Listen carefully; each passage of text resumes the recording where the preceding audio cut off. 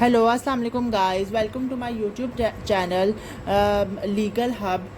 Today the topic is General Principles of Inheritance और आज हम General Principle of Inheritance के आगे जो है वो कुछ प्रिंसिपल्स पढ़ेंगे। ठीक है, जैसे हमने पहले एप्लीकेबल रूल और हेरिटेबल प्रॉपर्टी वो पढ़े थे, अब उसके बाद थर्ड हम पढ़ेंगे बर्थ राइट। ठीक है, अब बर्थ राइट ये अंडर सेक्शन 52 में आता है और इसमें लॉ ऑफ इनहेरिटेंस के, और इसके अंदर हम आज देखेंगे कि इस्लामिक लॉ जो है वो क्या कहता है। Islamic law does not recognize the birth right to inherit. वो कहता है कि इस्लामिक लॉ इस चीज़ को रिकॉग्नाइज नहीं करता कि ये बर्थ राइट है किसी का, कि वो अपनी जो है प्रॉपर्टी जो है अपने फादर की प्रॉपर्टी इनहेरिट करता है। The right of an heir apparent or presumptive comes into existence first time on death of this। अब जो है वारिस, उसका जो राइट है वो विरासत का वो तब चलता है जब उसके जो बाप है एंसिस्टर है उसकी डेथ हो जाती है। तब तक अब वो किसी भी चीज़ का इंटाइटल नहीं होता in the interest of the property to which उस प्रॉपर्टी के इंटरेस्ट में जो कि वो सक्सीड करेगा अपने हेयर की डेथ पे, इफ़ अगर एंसिस्टर अलाइव है। Inheritance opens after death of an ancestor. जो एंसिस्टर है उसकी डेथ के बाद जो है वो, जैसे अगर फादर है तो या ग्रैंडफादर है तो उसकी डेथ के बाद जो इनहेरिटेंस ओपन होती है। ठीक है, उसके बाद कहते हैं person is entitled dispose of his property. अब वो जो पर्सन था वो अपनी ज़िंदगी में अपनी प्रॉपर्टी का उसके ऊपर अपनी प्रॉपर्टी पे उसको पूरा हक था कि वो जैसे भी चाहे उसको डिस्पोज ऑफ करे, चाहे वो उसको सेल कर दे, मॉर्गेज पे दे दे, चाहे किसी को गिफ्ट कर दे, वो उस जो पर्सन की अपनी चॉइस थी। नेक्स्ट हमारे पास आ जाता है कि and heir apparent can not challenge and inter vivos transfer. ठीक है, और उस जो हेयर है वो अपने बाप के, अगर उसने किसी को सेल कर दिया, प्रॉपर्टी गिफ्ट कर दिया या कुछ और कर दिया है, कोई लोग मस्जिद में दे देते हैं, नहीं देते, छोड़ते विरासत अपनी औलाद के लिए, तो वो उसके लिए चैलेंज नहीं कर सकता उसका बेटा। जो हेयर है उसका कोई कंट्रोल नहीं होता अपने एंसिस्टर के एक्शन पे, ना वो उसको चैलेंज कर सकता है किसी भी ट्रांजैक्शन के लिए उसकी लाइफ टाइम में जब तक वो जिंदा है। The heir apparent to succeed is mere spes successionis, मतलब mere chance to succeed, may be defeated in a number of ways, transfer by owner of his entire estate before his death. ठीक है, अपनी death से पहले वो जो है वो ऑनर अपनी स्टेट को ट्रांसफ़र कर सकता है, किसी को भी दे सकता है, वो उसकी मर्ज़ी है। Islamic law allows relinquishment of the right of inheritance by an adult heir of sound mind after the death of the owner. उसके बाद आ जाता है हमारे पास नंबर 4 पे जो प्रिंसिपल है इनहेरिटेंस का, वो है वेस्टेड इनहेरिटेंस। अब ये क्या है? ये आता है a vested inheritance. A vested inheritance is the share which invest in an heir at the moment of ancestor's death। ये वो मतलब कि जब उसकी डेथ हो जाती है, फादर की डेथ हो गई है, तो फिर जो उसका बेटे हैं, जो उनमें जो उसके वारसान हैं, उसके उनमें जो उनका फिर ये राइट जो है वो ऑटोमेटिकली इन्वेस्टेड है उनके ऊपर। ठीक है, कि वो उनका राइट है कि उन्होंने वो लेनी है प्रॉपर्टी, वो उस अपने फादर की डेथ के बाद। इसे वेस्टेड इनहेरिटेंस कहते हैं।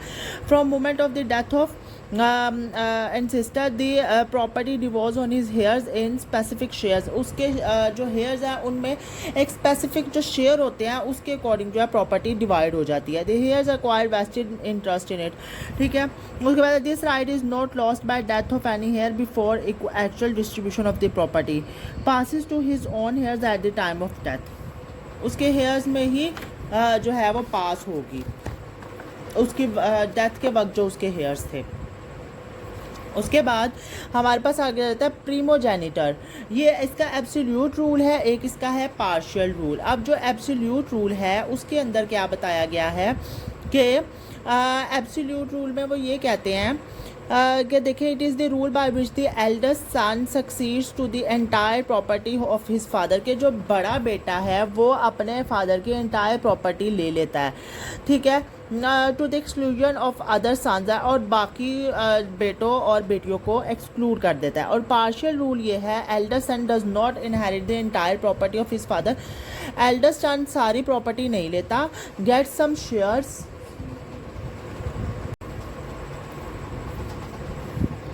eldest son does not inherit the entire property of his father, वो अपने फादर की एंटायर प्रॉपर्टी नहीं इनहेरिट करता है, but get some advantage over his brother, लेकिन अपने ब्रदर और सिस्टर के बाकी ब्रदर सिस्टर के निस्बत वो कुछ ज़्यादा एडवांटेज ज़्यादा लेता है, ठीक है, हिस्सा।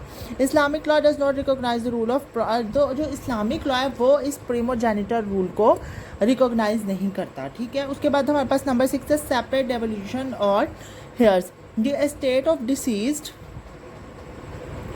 The estate of deceased Muslim devolves on each of his, के जो मरने वाला शख्स है डिसीज्ड है उसकी स्टेट जो है उसके हर जो हेयर है बेटा बेटी सब पे सेपरेटली डिवॉल्व होती है, ठीक है। The heirs are entitled to hold property as tenant in common, each having a separate share, ठीक है, हर किसी का सेपरेट शेयर होगा।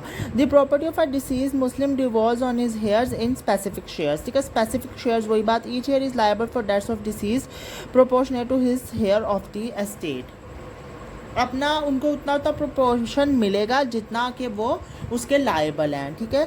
जैसे बेटा है तो उसको आधा उसको क्या उसे कहते हैं पूरा हिस्सा होता है, बेटी का आधा होता है, तो उसी तरह उसी रूल के अकॉर्डिंग जो है उनमें डिवीजन होगी।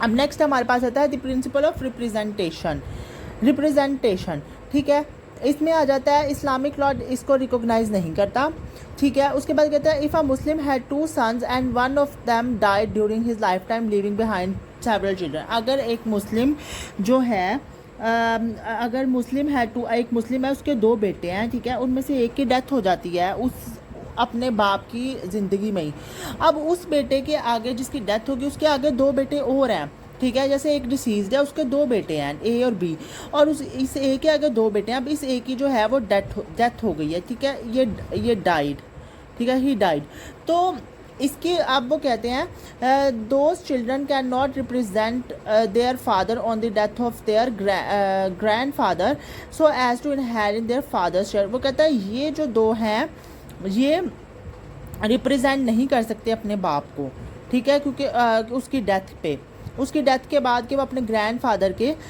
शेयर में से हिस्सा ले सकें, पोते जानी जो उसके हैं, पोतों का हिस्सा नहीं बनता दादे की विरासत में। अब 1962 में एक अमेंडमेंट की गई है जो कि ग्रैंडसन है वो इंटाइटल होगा अपना फादर का शेयर लेने का अपने ग्रैंडफादर से, ठीक है। अब वो कहता है ये अपील की गवर्नमेंट ऑफ पाकिस्तान में, जो कि अभी भी सुप्रीम कोर्ट में पेंडिंग है, ठीक हो गया। उसके बाद है not to represent their father after his death, कि फिर बाद में ये कहा गया कि नहीं वो अपने पोतों को रिप्रेजेंट नहीं कर सकता, लेकिन ये अभी भी जो है ना वो सस्पेंड है, अभी तक तो यही है कि पोते जो है वो विरासत में से हिस्सा ले सकते हैं। उसके बाद है under Shia law the estate is divided first among the 2, Shia law के तहत पहले इन 2 बेटों में तकसीम होगी और फिर सब 1/2 1/2 दोनों को आएगा, फिर उसके बाद जो ये 2 हैं ये अपने इनके हिस्सा जो था विरासत वो फिर इनके बेटों में आएगी।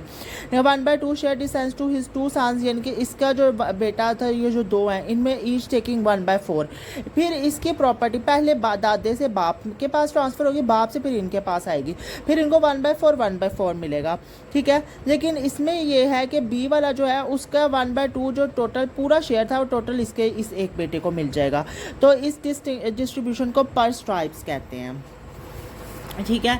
शिया लॉ में ये रूल फॉलो किया जाता है। उसके बाद हमारे जाता है सुन्नी लॉ में वो क्या कहते हैं कि जो डिस्ट्रीब्यूशन है would be per capita, means all 3 grandsons would take, जो तीनों बेटे हैं ना वो कहता है ये जो तीनों ग्रैंडसन्स थे GS1 GS2 GS3, तीनों जो ग्रैंडसन है ना वो इक्वल शेयर लेंगे 1/3 का, ये नहीं देखा जाएगा without reference to shares which there, ये देखा जाएगा कि उनके बाप ने कितना हिस्सा लिया जब वो जिंदा था तो फिर उनको आगे डिवाइड होगा, ऐसा नहीं होगा, तीनों को बराबर का हिस्सा मिलेगा, ये सुन्नी लॉ कहता है। अब उसके बाद हमारे पास आ जाता है the allocation of shares between males and females. According to Islamic law of inheritance, male takes double the portion of a female in same degree of relationship from कि मेल जो है वो फीमेल से डबल लेता है the share. अगर the rule applies to lineal descendant, उसके बाद आ जाता है एक्सेप्शन, इसमें क्या है, relatives connected through mother only. Then they like, अगर मदर की प्रॉपर्टी है, ठीक है, अगर मदर के तरफ से प्रॉपर्टी जो है वो डिवाइड हो रही है, then like you trying brother sisters when inheriting from each other, वो तब वो जो है वो इक्वल शेयर लेंगे रिगार्डलेस ऑफ सेक्स। अगर द रूल ऑफ प्रोपिनक्विटी का मतलब है नियरेस्ट इन ब्लड, इसमें कहते हैं Shias adopt the rule of consanguinity. उसमें आ जाता है the rule that nearer in degree excludes the more remote, के जो ये रूल का मतलब है कि जो ज़्यादा क्लोज रिलेशन है वो दूर वाले को एक्सक्लूड कर देगा, ठीक है।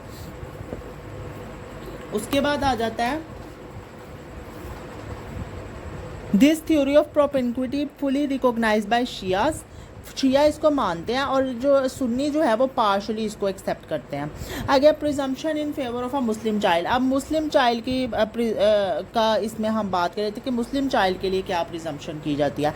When either of the parents is a Muslim, अगर एक बच्चा है उसका एक पेरेंट जो है वो मुस्लिम है तो इस्लामिक लॉ ये प्रिज्यूम करता है कि वो बच्चा जो है वो मुस्लिम है अनटिल, जब तक कि वो पढ़ा नहीं हो जाता और बढ़ा के वो खुद चॉइस नहीं करता कि मैंने क्या जो है वो मज़हब अपनाना है। The right to succession is regulated by laws of Islam, उसका राइट ऑफ सक्सेशन जो है वो इस्लाम के लॉ के मुताबिक ही होगा। और या स्कूल और सेक्ट जो कि उसके पेरेंट जो उसका मुस्लिम पेरेंट है वो जिस सेक्ट को स्कूल ऑफ थॉट को फॉलो करता है उसके तहत उसका जो है सक्सेशन उस बच्चे की भी जब तक वो मेजॉरिटी अटेन नहीं करता तब तक वो उसके तहत ही चलेगी। मुझे उम्मीद है कि आपको आज की वीडियो समझ आई होगी, आज का टॉपिक समझ आया होगा। अगर आपका कोई क्वेश्चन है तो आप मुझसे इनबॉक्स में पूछ सकते हैं।